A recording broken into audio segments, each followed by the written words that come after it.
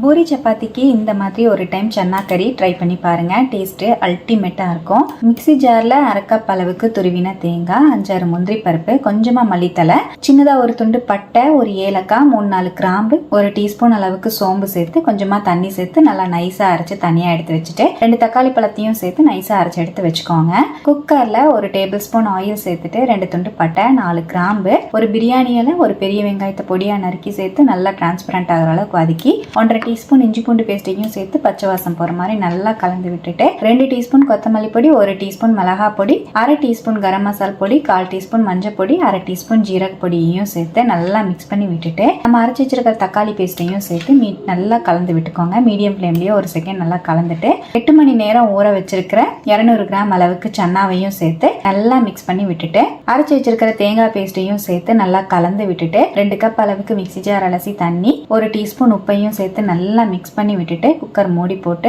6-7 whistle விட்டு இறக்கிக்கோங்க. அவ்வளவுதான், டேஸ்டியான சன்னா கறி ரெடி. கடைசியா நறுக்கின மல்லித்தலையை சேர்த்துட்டு சுட சுட சப்பாத்தி, பூரி, தோசையோட எல்லாம் வச்சு சாப்பிட்டு பாருங்க. செம அல்டிமேட்டா இருக்கும். ட்ரை பண்ணிட்டு எப்படி வந்ததுன்னு கமெண்ட்ல ஷேர் பண்ணிட்டு நம்ம பேஜையும் ஃபாலோ பண்ணிக்கோங்க. தேங்க்யூ.